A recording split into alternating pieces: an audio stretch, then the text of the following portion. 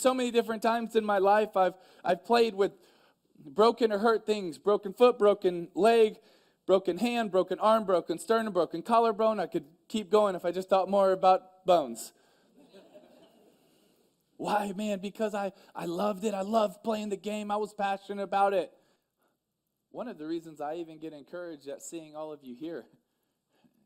Do you know why I get encouraged by that?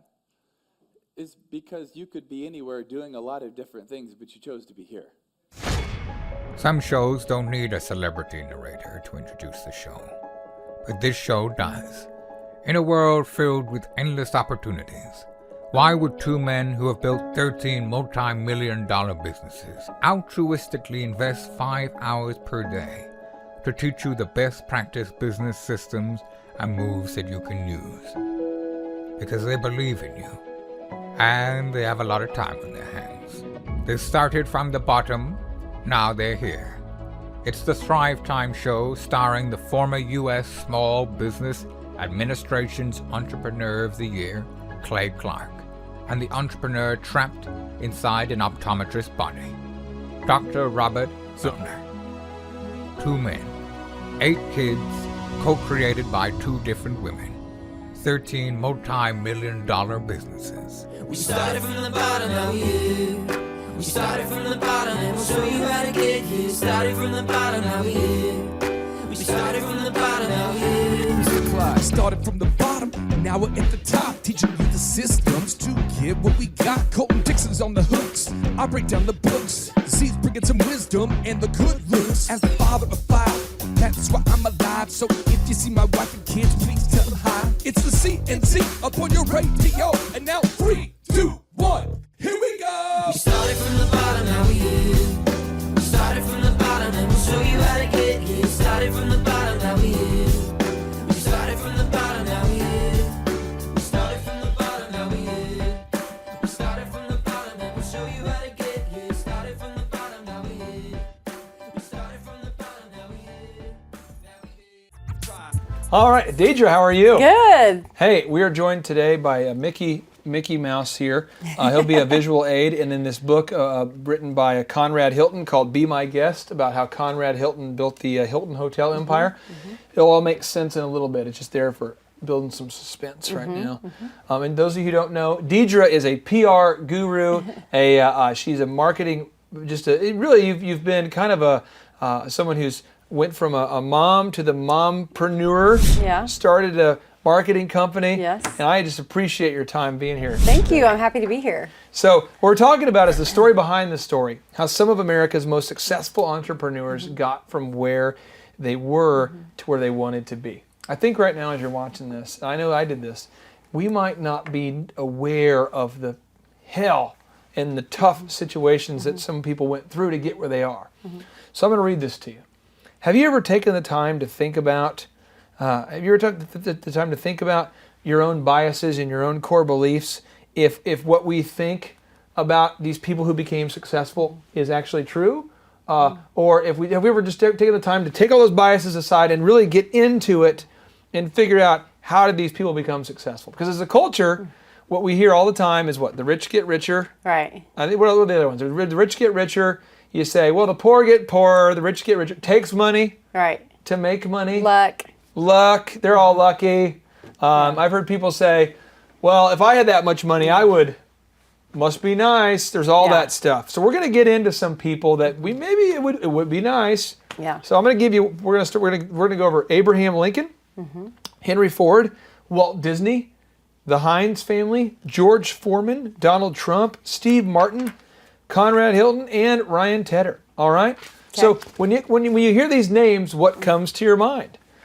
Wealth, power, success. I mean, when I say Disney, what comes to your mind? I mean, awesomeness? Yeah, awesome. The mouse? Empire. Hilton Hotel. What, Paris Hilton gallivanting around the world, spending money. Yeah. Ryan Tedder, I'm thinking of One Republic and songwriting and music, but they all have a story. So let's get into Abraham Lincoln. This guy battled depression his whole life. He went into bankruptcy and lost it all at one point. This guy became a lawyer without formal training. Self-taught lawyer? Yeah. What? This guy's fiance died. His fiance died. Think of how that would feel. This guy lost more elections than he won. At one point, this man had such conviction in his belief, he decided that slaves should be freed when over 50% of America disagreed with him. I don't care what political side you're on here. Let's just pretend right now that President Obama says, I'm going to move forward with this. As a country, Fox News and CNN are like, 55% of people don't want it. Right. Well over half the world didn't want to end slavery. But he's like, I'm going to do this thing. This man knew that his decision to free the slaves would cause America to plunge into a civil war. This man experienced so many setbacks, he had no choice but to begin viewing each setback as a stepping stone to get him from where he was to where he wanted to be. That's Abraham Lincoln. So when it comes to overcoming failure and rejection, you have built a successful company, you sold it, you're doing your own thing now. How have you been able to battle through, or what kind of stuff have you had to battle through as far as adversity or anything? What have you dealt with? Well, I think there's always going to be, adversity when you first start something out, because you're going down that road by yourself. And that maybe is one of the hardest things as an entrepreneur, is being alone. You're alone in this, world in the beginning. Stress. I mean, starting my company and going out, from working in the corporate world and making great money to going on my own, no money. And my husband loses his job right about the same time, and we're building a house. And, so lots of things, I think, come into play as you're... I would like to ask you this, if you're watching this right now. I mean, I'm just kind of circling a few things here that fiance. If you've ever lost a loved one, that's terrible. Mom, dad, fiance, brother, everybody is somebody's son or sister or brother or mother. And there's somebody. Everyone matters. That's terrible. But I know a lot of people I meet today who somebody died 25 years ago and they're still unable to get over it because they say, well, my wife died. Right. And I'm telling you, if that's you got to pick yourself up. It's not easy. I had one of my best friends die in college. We knew each other since we were allegedly in the cribs together at church. We were roommates, college. He died. That's terrible. It feels bad. But Abraham Lincoln, if he would have just stopped right there, we wouldn't have had the freedom we enjoy today. The guy lost more elections than he won. So all this is news to me. So and every time I read it, I'm like, what? If you guys get a chance to just Google this mess or watch some more Thrive episodes on this, it's amazing. If you want to feel good about your life, read Abraham Lincoln's life. That guy was going through such depression. He actually at one point, and I'm paraphrasing, but he basically made the statement, if I decide to free the slaves, more white people will have to die than the number of people we will free.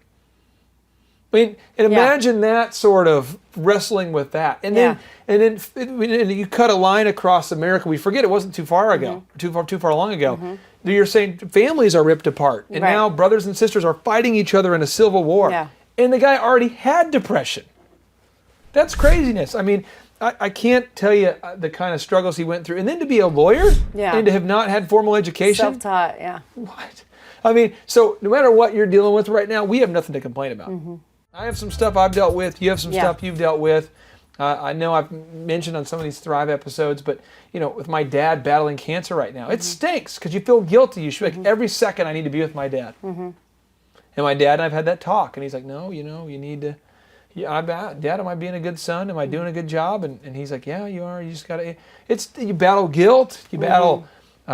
We've all battled financial issues. We all dealt with something, but we gotta push on through it.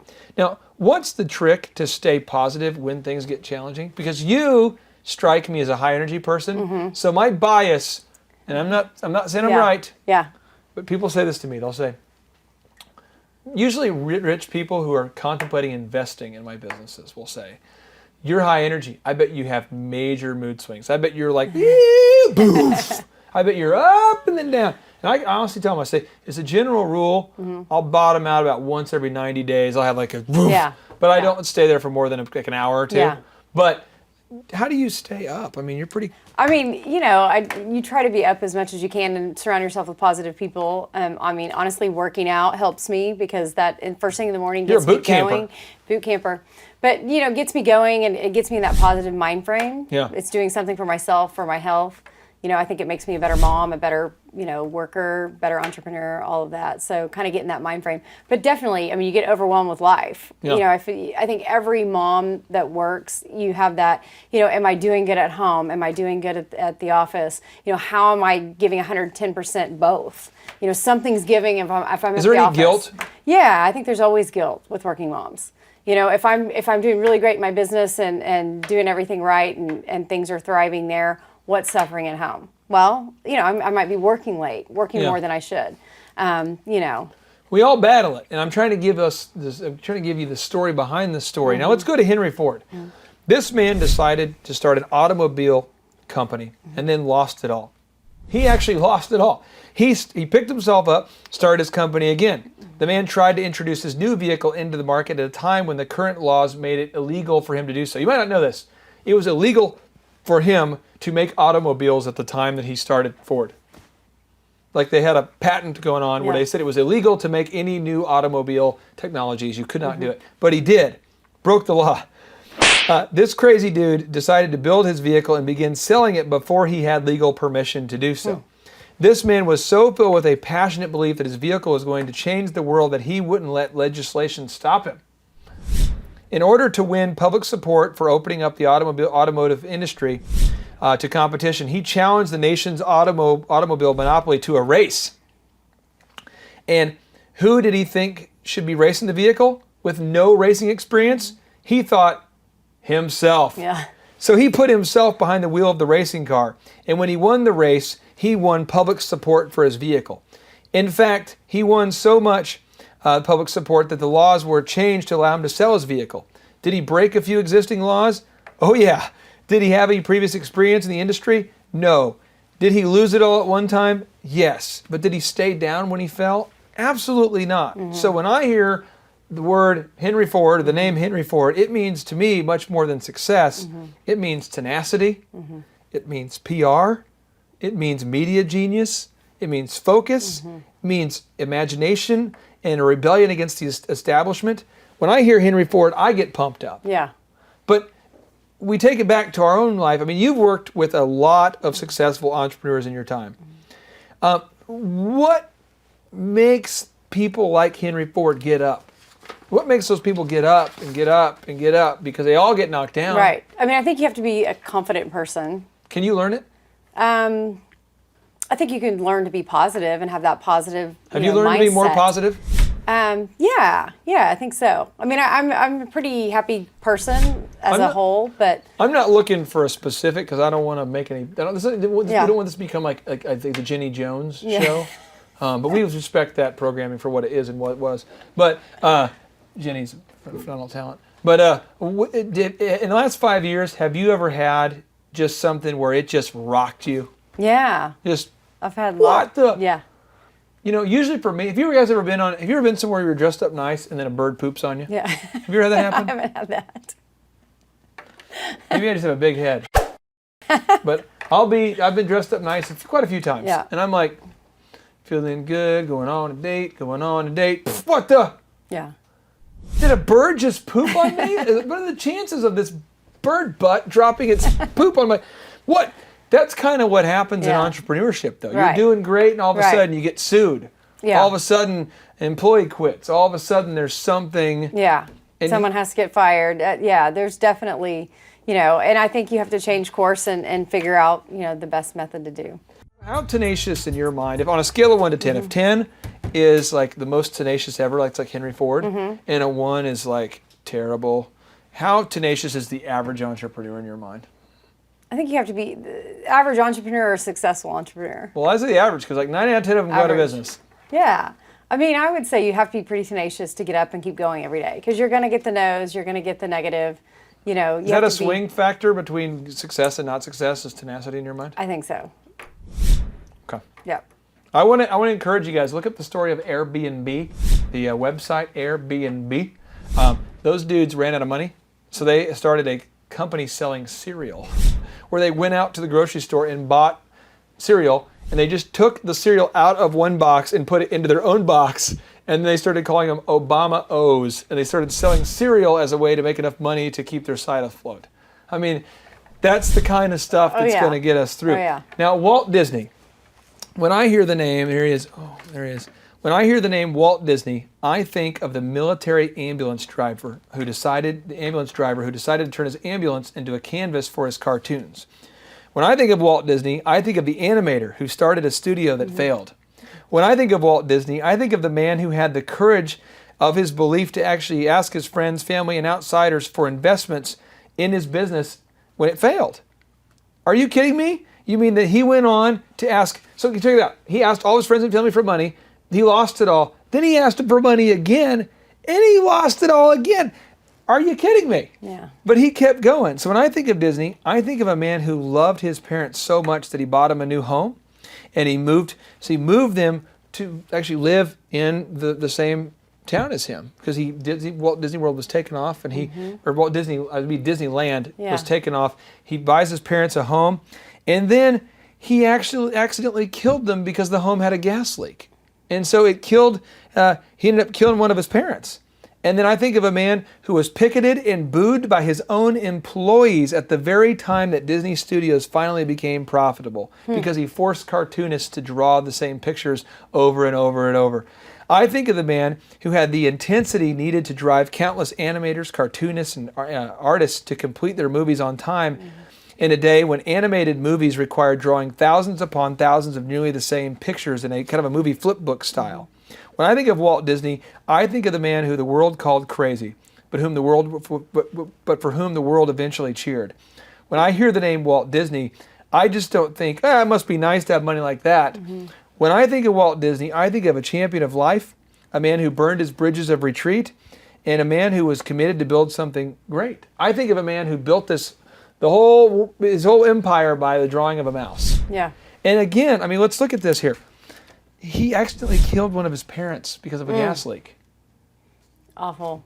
How would you? I've never done that. Yeah. How would you feel? That's awful. Yeah. So okay, that's reason to quit right there. Then, could you imagine your company's finally profitable? Go look this up. You got to YouTube this stuff. All the employees are booing him. People who he'd been working with forever, because they decided to boo him because they finally said he's finally making money. Yeah. We got to picket. Could you imagine what it'd be like to have all your staff in front of your building booing you? It's unbelievable. What would it be like to raise all the money? Maybe you've done this. You've got money from everybody you know to invest, and you lose it all. And then you have to ask them again. What does that feel like even? Yeah. Like, hey, Birdman, I know I lost all your money, but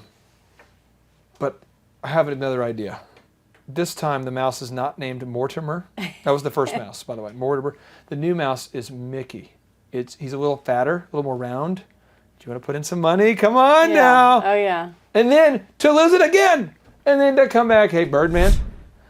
So Mortimer didn't go too well. I know Laugh-O-Grams wasn't a big hit, but I'm going to build an amusement park.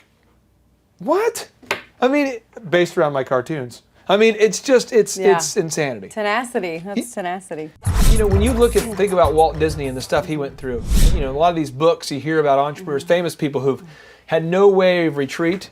Have you seen this trait common amongst a lot of your business clients, where they've basically put every dime they had into a business and they didn't have a backup plan? Yes, I think a lot. People are putting their houses, putting their mortgages on the line, and borrowing money from family members and all of that, just try to make it work. I see it all the time, and I want to encourage you, if you're watching this and you're like, I would have to we have to sell our house. There's a lady by the name of Lori Montag, M-O-N-T-A-G. I want you to Google that, Lori Montag, and check out, just put Lori Montag CNN money in your Google search.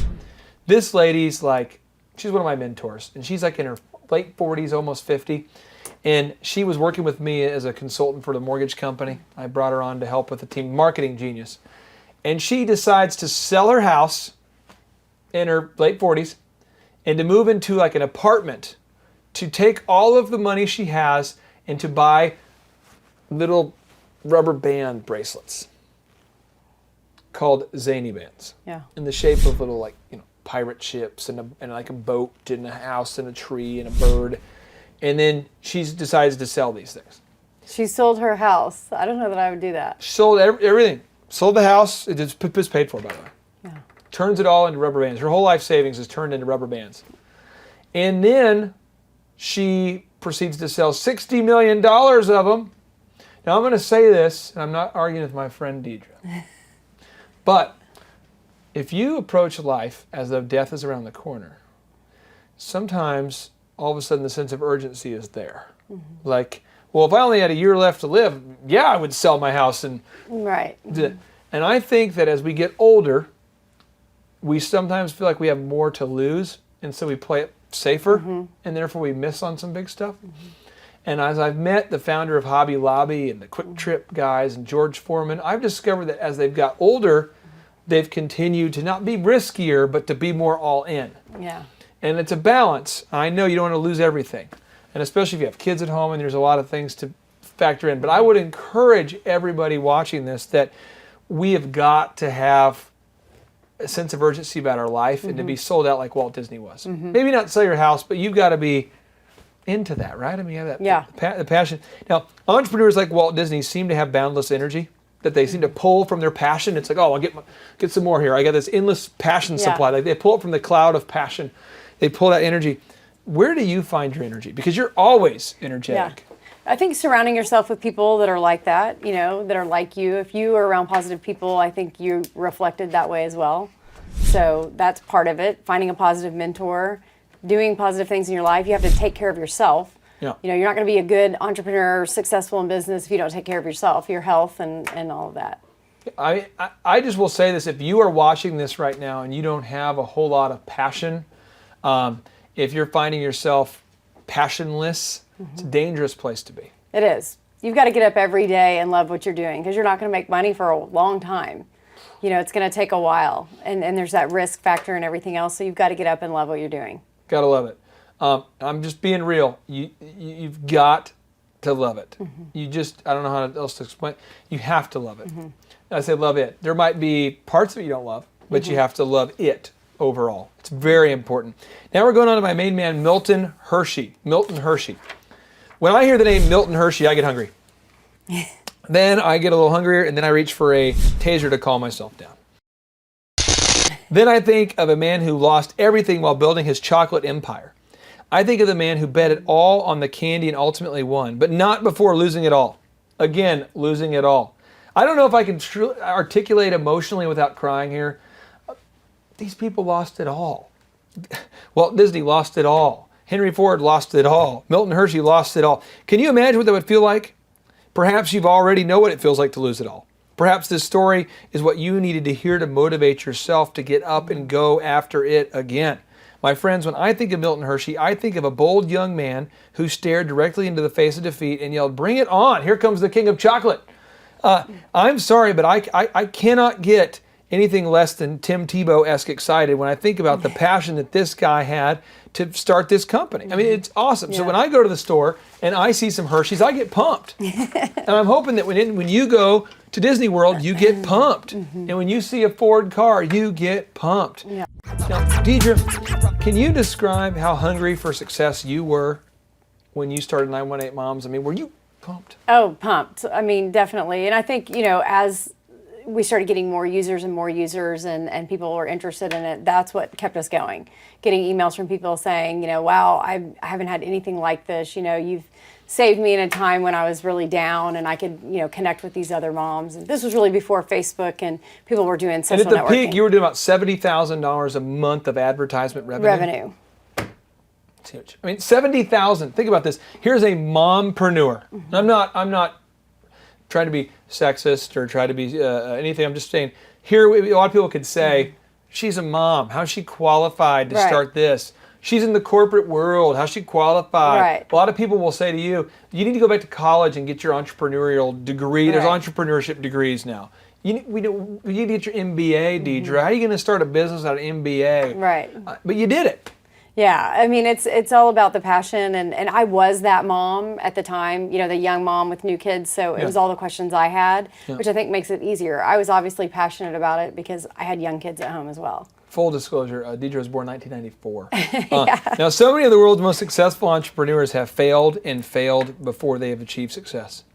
As a PR and media marketing guru, How many rejections would you say you typically would get on a pitch? Like you're sharing a story with a media outlet. Yeah. How many rejections do you get before you get one yes? Yeah. I would probably at least 10, 15 No! no's 10 or 15 no's? to one yes. That's a lot of no's. Yeah. And it depends on local or national. You know, what you're pitching. National is harder. But yeah, definitely. You know, you're throwing it out there. Not everyone's going to love your story. And I'm going to just throw out this number here. I don't know that a lot of people mentally can handle 15 no's for every yes. Right. Unless you know going into it. You're going to get that. It's crass, it's terrible, but I always tell people embrace the worst case scenario. Like know that it's going to be terrible. Right. It's you know, it's maybe not a good idea, but when you it's not as if it doesn't feel positive, I guess. But I'm like I'm going to get 50 no's. So we're talking today about venture capital. And I was like I have to believe that these people will not invest. Right. Because they've promised they will, they said they will, Yeah. they've emailed, they've met with me, so I don't feel good about it. Yeah. I got to get more leads. And that's how it works. And then when I get somebody, it always works out that way. Right. So we're doing Thrive, we're raising capital for Thrive. And one guy who I don't even know why he's excited. He doesn't fit the demographic. But he's pumped. Yeah. He loves it. Thrive. Yeah. Ooh, he's pumping me up. I'm like, Thrive. And he's like, no, Thrive. You know, it's crazy. He's pumped. He's going Jumanji about Thrive. And then people who I thought would say yes, say no. It's just bizarre. And it only takes, you know, a few. Yeah. So if you cast your net wider. Wider net, Yeah.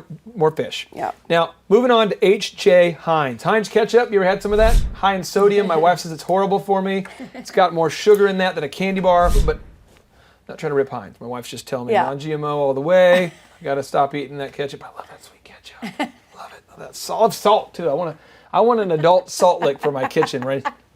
Like after every meal, just salt lick. I love it. All right. So the king of ketchup. Today he is known as the czar of condiments. But when you hear his name, what comes to mind? When you see his ketchup bottles, what are your thoughts in your brain? For me, it's steak. Recently, I actually heard someone say, you know, it was easy for him because he found an easy niche with little competition and was able to make a name for himself. When somebody told me this about the Ketchup King, I was like, I'm going to research the Ketchup King and just to see if that's true. Because it's not true. I just want to have some facts so I can call Jack and tell him this thing. So I didn't slap this person, but I wanted to. I just poured ketchup on them. No, I'm just kidding. But what I did is I researched him, and here's what I found out. My main man Heinz went into bankruptcy. He lost it all. Again, you're in a pattern here. Yeah. He literally ran out of cash on his way to building something big. My friend, you simply must feed your brain this sort of information if you're going to get to the top. You and I must know these stories to start to build up the emotional stamina needed. We've got to feel like H.J. Heinz. You got to feel like you're one step closer to victory because you've learned what does not work.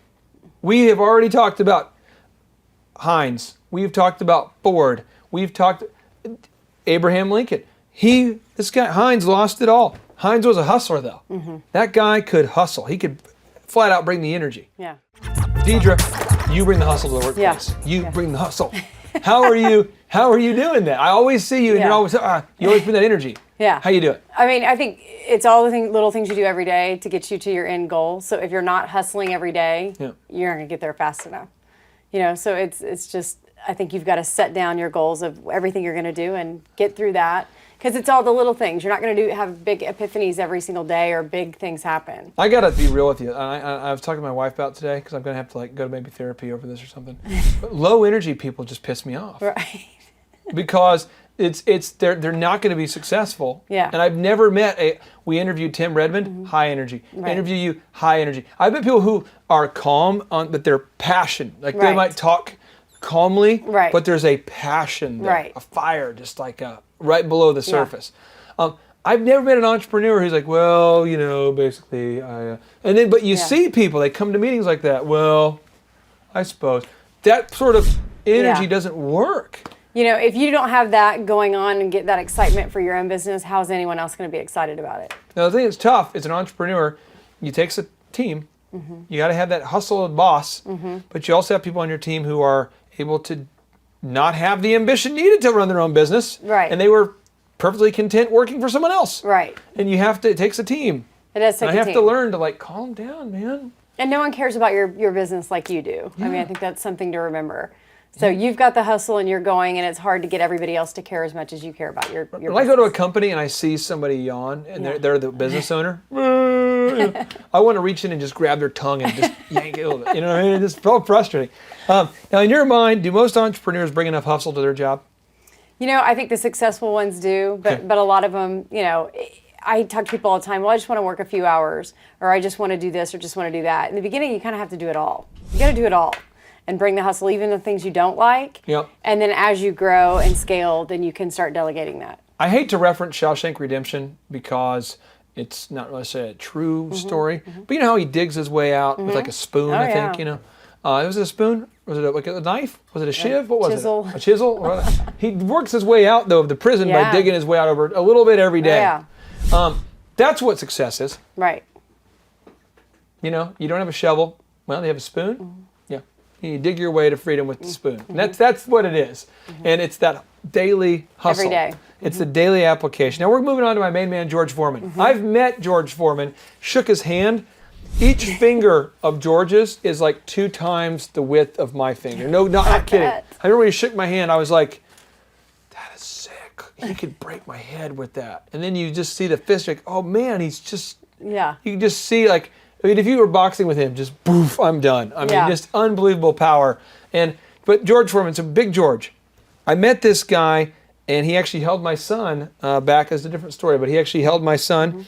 And this man was the former heavyweight champion of the world. But when he was young, people didn't know his name, okay? And we now think of him as being lucky. We think of him the guy who sold the grills. We think about him as being the guy who's had all this success. But here's the story.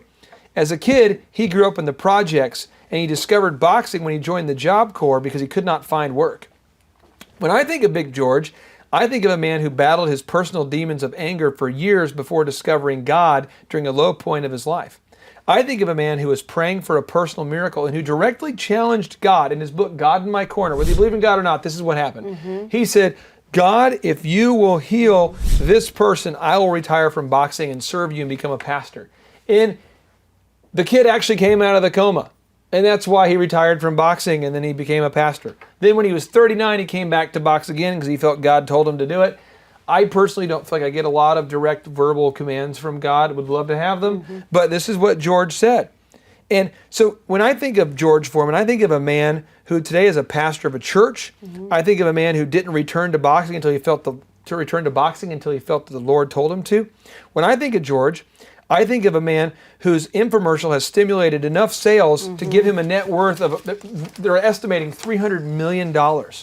When I think of George Foreman, I think of a man who listens to God, a man who inspires me every time I hear his name. I think of a man who I love George Foreman. George Foreman, I love you. But it's just amazing because I was going through a low point in my life, and I read his book and he encouraged me. I don't think a lot of people realize that George Foreman, though, basically felt abandoned and grew up in the projects and felt like a loser. And he only found boxing through the Job Corps. JT, do you know what time it is? 4:10. It's Tebow time in Tulsa, Jerusalem, baby. Tim Tebow is coming to Tulsa, Oklahoma. During the month of Christmas, December 5th and 6th, 2024, Tim Tebow is coming to Tulsa, Oklahoma in the 2-day interactive Thrive Time Show Business Growth Workshop. Yes, folks, put it in your calendar. This December, the month of Christmas, December 5th and 6th, Tim Tebow is coming to Tulsa, Oklahoma in the Thrive Time Show 2-day interactive business growth workshop. We've been doing business conferences here since 2005. I've been hosting business conferences since 2005. What year were you born? 1995. Dude, I've been hosting business conferences since you were 10 years old. And a lot of people, have followed Tim Tebow's football career on the field and off the field. And off the field, the guy's been just as successful as he has been on the field. Now, the big question is, JT, how does he do it? Well, they're going to have to come and find out because I don't know. Well, I'm just saying, Tim Tebow's going to teach us how he organizes his day, how he organizes his life, how he's proactive with his faith, his family, his finances. He's going to walk us through his mindset that he brings into the gym, into business. It is going to be a blasty blast in Tulsa, Jerusalem.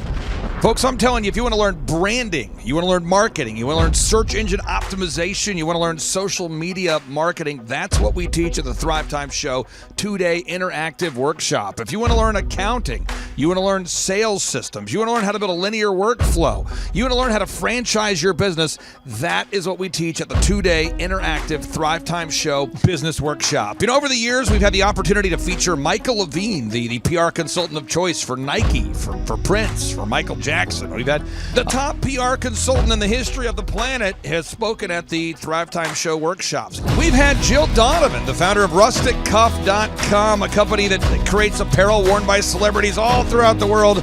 Jill Donovan, the founder of RusticCuff.com, has spoken at the 2-day interactive Thrive Time Show business workshops. We've had the man who's responsible for turning around Harley Davidson, a man by the name of Ken Schmidt. He has spoken at the Thrive Time Show 2-day interactive business workshops. Folks, I'm telling you, these events are going to teach you what you need to know to start and grow a successful business. And the way we price the events, the way we do these events, is you can pay $250 for a ticket or whatever price that you can afford. What? Yes, we've designed these events to be affordable for you, and we want to see you live and in person at the 2-day interactive December 5th and 6th Thrive Time Show Business Workshop. Everything that you need to succeed will be taught at the 2-day interactive Thrive Time Show Business Workshop, December 5th and 6th in Tulsa, Oklahoma. And the way we do these events is we teach for 30 minutes, and then we open it up for a question and answer session so that wonderful people like you can have your questions answered. Yes, we teach for 30 minutes, and then we open it up for a 15-minute question and answer session. It's interactive. It's 2 days. It's in Tulsa, Oklahoma. We've been doing these events since 2005, and I'm telling you, folks, it's going to blow your mind. Yes, ladies and gentlemen, the Thrive Time Show 2-day interactive business workshop is America's highest rated and most reviewed business workshop. See the thousands of video testimonials from real people just like you who've been able to build multi-million-dollar companies. Watch those testimonials today at thrivetimeshow.com. Simply by clicking on the testimonials button right there at thrivetimeshow.com, you're going to see thousands of people just like you who've been able to go from just surviving to thriving. Whoa. Each and every day, we're going to add more and more speakers to this all-star lineup, but I encourage everybody out there today, get those tickets today. Go to thrivetimeshow.com. Again, that's thrivetimeshow.com. And some people might be saying, well, how do I do it? What do I do? How does it work? You just go to thrivetimeshow.com. Let's go there now. We're feeling the flow. We're going to thrivetimeshow.com. Again, you just go to thrivetimeshow.com. You click on the business conferences button, and you click on the request tickets button right there. The way I do our conferences is we tell people it's $250 to get a ticket. Yep. Or whatever price that you can afford. And the reason why I do that is I grew up without money. JT, you're in the process of building a super successful company. Did you start out with $1 million in the bank account? No, I did not. Nope, did not get any loans, nothing like that. Did not get an inheritance from parents or anything like that. I had to work for it, and I'm super grateful. I came to a business conference. That's actually how I met you, met Peter Taunton. I met all these people. So if you're out there today and you want to come to our workshop, again, you just got to go to thrivetimeshow.com. You might say, well, who's speaking? We already covered that. You might say, where's it going to be? It's going to be in Tulsa, Jerusalem, Oklahoma. And so it says Tulsa, Jerusalem. I'm really trying to rebrand Tulsa as Tulsa, Jerusalem, sort of like the Jerusalem of America. But if you type in Thrive Time Show and Jinx, you can get a sneak peek or a look at our office facility. This is what it looks like. This is where you're headed. It's going to be a blasty blast. You can look inside, see the facility. We're going to have hundreds of entrepreneurs here. It is going to be packed. Now, for this particular event, folks, the seating is always limited because my facility isn't a limitless convention center. You're coming to my actual home office, and so it's going to be packed. Who? You're going to come. Who? You? I'm talking to you. You can just get your tickets right now at thrivetimeshow.com. And again, you can name your price. We tell people it's $250 or whatever price you can afford. And we do have some select VIP tickets, which gives you an access to meet some of the speakers and those sorts of things. And those tickets are $500. It's a 2-day interactive business workshop, over 20 hours of business training. We're going to give you a copy of my newest book, The Millionaire's Guide to Becoming Sustainably Rich. You're going to leave with a workbook. You're going to leave with everything you need to know to start and grow a super successful company. It's practical, it's actionable, and it's Tebow time right here in Tulsa, Jerusalem. Get those tickets today at thrivetimeshow.com. Again, that's thrivetimeshow.com. Hello, I'm Michael Levine, and I'm talking to you right now from the center of Hollywood, California, where I have represented over the last 35 years 58 Academy Award winners, 34 Grammy Award winners, 43 New York Times bestsellers.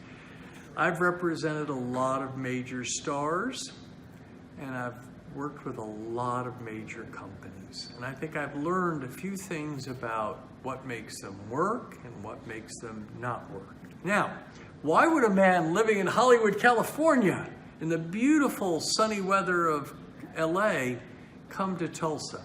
Because last year I did it, and it was damn exciting. Clay Clark has put together an exceptional presentation, really life-changing, and I'm looking forward to seeing you then.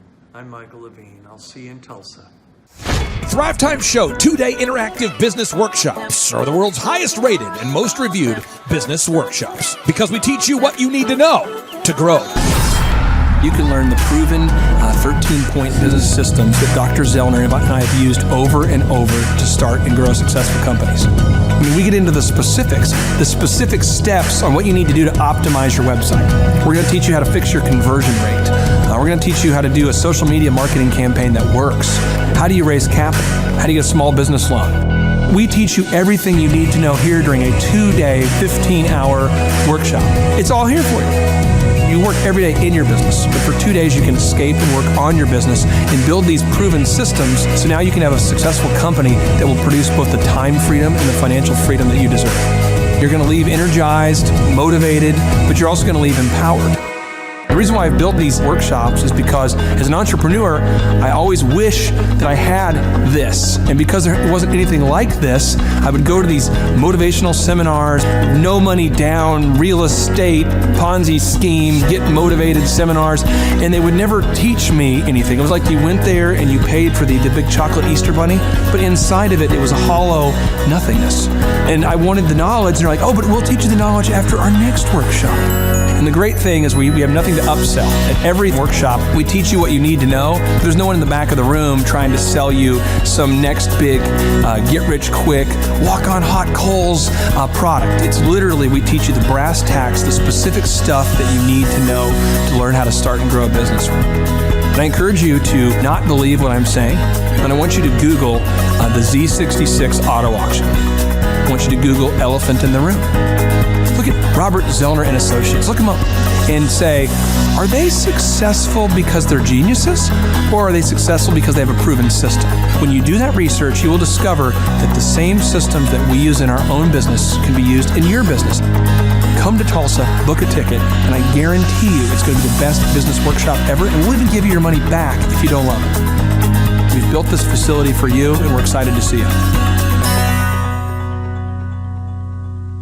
And now you may be thinking, what does it actually cost to attend an in-person 2-day interactive Thrive Time Show business workshop? Well, good news. The tickets are $250 or whatever price that you can afford. What? Yes, they're $250 or whatever price you can afford. I grew up without money, and I know what it's like to live without money. So if you're out there today and you want to attend our in-person 2-day interactive business workshop, all you got to do is go to thrivetimeshow.com to request those tickets. And if you can't afford $250, we have scholarship pricing available to make it affordable for you. I learned at the Academy, Kings Point in New York, acta non verba. Watch what a person does, not what they say. Whoa. Good morning, good morning, good morning. Robert Kiyosaki, the Rich Dad Radio Show. Today I'm broadcasting from Phoenix, Arizona, not Scottsdale, Arizona. They're close, but they're completely different worlds. And we have a special guest today. Definition of intelligence is if you agree with me, you're intelligent. And so this gentleman is very intelligent. I've done this show before also, but very seldom do you find somebody who lines up on all counts. And it's a Mr. Clay Clark. He's a friend of a good friend, Eric Trump. But we're also talking about money, bricks, and how screwed up the world can get in a few and a half hour. So Clay Clark is a very intelligent man, and there's so many ways we could take this thing. But I thought, since you and Eric are close, Trump, what were you saying about what Trump can't, what Donald, who's my age, and I can say or cannot say? First of all, I have to honor you, sir. I want to show you what I did to one of your books here. There's a All guy by right. the name of Jeremy Thorne, who was my boss at the time. I was 19 years old, working at Faith Highway. I had a job at Applebee's, Target, and DirecTV. And he said, "Have you read this book, Rich Dad, Poor Dad?" And I said, "No." And my father, may he rest in peace, he didn't know these financial principles. So I started reading all of your books and really devouring your books. And I went from being an employee to self-employed, to the business owner, to the investor. And I owe a lot of that to you. And I just wanted to take a moment to tell you, thank you so much for allowing me to achieve success. And then I'll tell you all about Eric Trump. But I just want to tell you, thank you, sir, for changing my life. But not only that, Clay, thank you, but you become an influencer. More than anything else, you've evolved into an influencer where your word has more and more power. So that's why I congratulate you on becoming. Because as you know, there's a lot of fake influencers out there too, or bad influencers. Yeah. So anyway, I'm glad you and I agree so much, and thanks for reading my books. Yeah. That's the greatest thrill for me today. Not a thrill, but recognition is when people, young men especially, come up and say, "I read your book, changed my life. I'm doing this, I'm doing this, I'm doing this." I learned at the Academy, Kings Point in New York, acta non verba. Watch what a person does, not what they say. Whoa.